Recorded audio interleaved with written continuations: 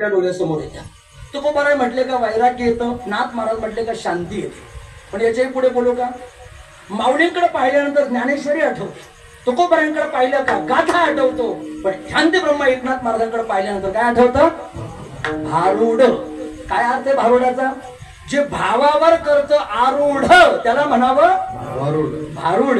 आणि त्या भारुडामध्ये एकनाथ महाराजांनी सांगितले, आम्ही गोंधळ करणार आहे, त्या विटेवरच्या जगदंबेचा गोंधळ करू, पण कोणता गोंधळ करू?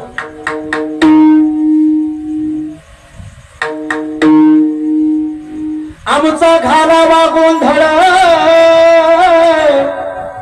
वासुदेव हरिनाम संबळ. आम्ही गोंधळी गोंधळी